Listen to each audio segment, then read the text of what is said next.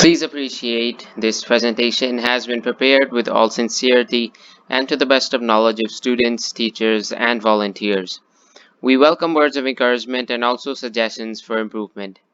For use in academics or any kind of exams, please verify and correlate with your course books.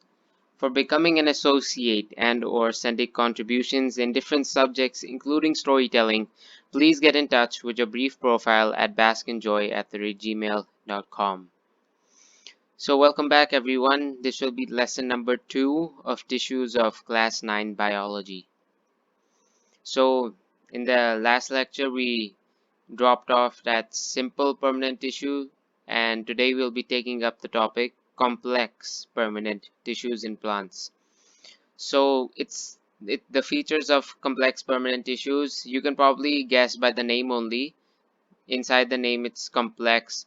So in simple permanent tissues we had a single type of cell throughout the tissue. However, in complex permanent tissues there will be multiple types of cells coordinating together in a tissue. So that's the main differentiating factor between a simple and complex permanent tissue. Simple has only one type of cell, but complex has many types of cells in it. The first type of complex permanent tissue in plant is xylem, and this is a look at xylem tissue under the microscope. So over here, all of these cells are like full, they have so much intercellular, like not they have so much, their cytoplasm is really big, like there's so much empty space inside of them. This is Xylem Parenchyma. Now you might remember from the last lecture, parenchyma stores food. So the purpose of xylem parenchyma is to store food for this entire tissue. Next up we have tracheids, and tracheids are, so as you can see, like this white, this is the cytoplasm inside tracheids is really small. Like the cell walls are so thickened that you barely have any room for the cytoplasm. Now these are tracheids, and then we have vessels in which there's more space, but the cell walls are still pretty thick.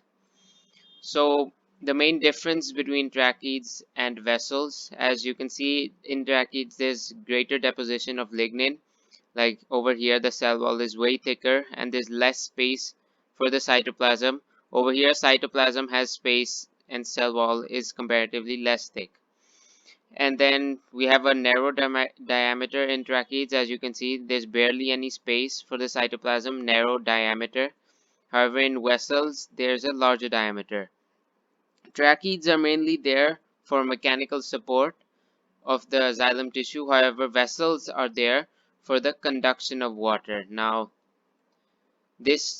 I'll talk more on the about each one of them. So xylem parenchyma, they're living cells and store food, as I said. And it's also to note that only xylem parenchyma cells are actually the living cells inside a xylem tissue. The vessels and the tracheids are actually dead cells. And once the xylem parenchyma cells die, they actually form the tracheids and vessels. So what does the xylem tissue do? So the purpose of the xylem tissue, as you might have gotten, you should have gotten a hint from the vessels portion that it conducts water, conducting water. So xylem tissue, it transports water and minerals from the root of the plant to other parts of the plant. Now this is unidirectional, meaning the water and minerals flow only in one direction, and that is being upwards. Now this diagram will help you understand more. So this is the roots of the plant, and then in the soil, like there's water, there's mineral, you have water in the soil, you have minerals in the soil, like everything is in the soil, all the needs of the plant are in the soil. Now roots will absorb this, and through the xylem tissue all of this will be conducted upwards. All of this water and minerals are going to be conducted upwards through the xylem tissue. Now this is a really important thing, that it's unidirectional. It only goes up. Xylem tissue cannot bring the stuff down. And it's also self-explanatory because all the parts of the plant are up only. Everything is above the roots. Why would it even want to go down? So that's an important thing, that xylem tissue only transports water and minerals upwards. So how is this transportation possible? So now this topic isn't really given in the NCERT, but I'll just explain it so that you guys can understand it better. So this is possible due to two processes. One is transpiration and one is root pressure. So transpiration, you must know that it's when the leaves give out water. The water from the surface of the leaves is evaporated. Now once water is evaporated, a vacuum, basically a suction pump is created. Mind my spelling. A suction cup will be created because all this water is leaving now. So there's an empty hole here, empty hole here, empty hole here. Now something will have to go inside that empty hole. It basically, a vacuum is created, a suction cup is created, and then that's the main force. That's the main physical force which pulls all the water and minerals up the plant, because the water and minerals start here from the roots, and now this suction cup is created. This vacuum will pull all this upwards. Now this transpiration process is mainly during daytime, so that's why this process is mainly seen during daytime, the suction cup and the vacuum cup. However, the second process is seen during the night, and that's because there is no transpiration in night, so there has to be another process so that xylem can still conduct everything. This is root pressure. And now what's root pressure? It's basically all the minerals are over here. Now the root is constantly sucking things due to the process of diffusion. We talked about that in fundamental unit of life. Now this root pressure is the pressure which flows everything at night, all the minerals, by diffusing them into itself, by pulling everything. However, the main force is transpiration during the daytime. The next up, we'll talk about phloem tissue, permanent tissue in plants. So under the microscope, we have phloem parenchyma, as we had xylem parenchyma. This stores food. We have sieve plates. These are sieve plates. These are sieve cells, like all the cells you're seeing over here. These are all sieve cells. And the thin ones next to them, like this one is a thin one. This one is also thin. These are companion cells. These are companion cells. So what does phloem tissue do? It transports the food manufactured in the leaves of the plant to various parts of the plant. So xylem was for conducting water and minerals. However, phloem conducts food produced by the leaves of the plant. Now phloem is multidirectional. This is important.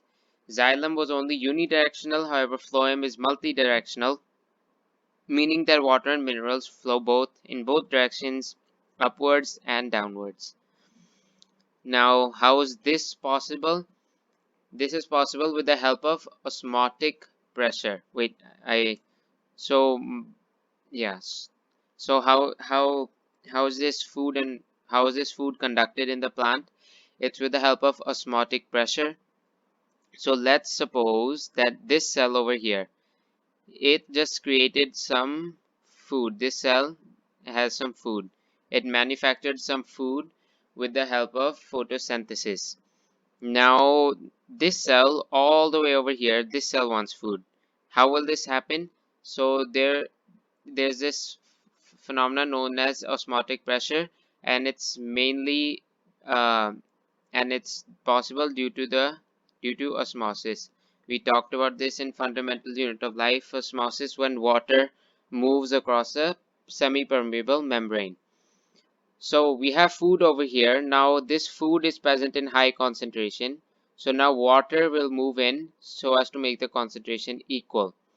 Now this, while the water is moving in, all these food particles will move. Now the food particles are over here.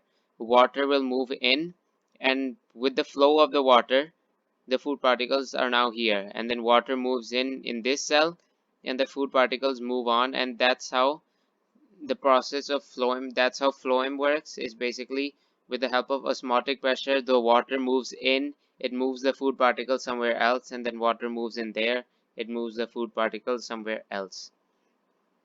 Now, xylem and phloem are located next to each other inside a plant in structures known as vascular bundles. So this is a vascular bundle, this is a vascular bundle. All of these are epidermal cells. We'll talk about this near the end of this entire chapter. So epidermal cells are basically the surface cells of the plant. Now, this is a vascular bundle. It has the phloem inside of it, and it has the xylem inside of it.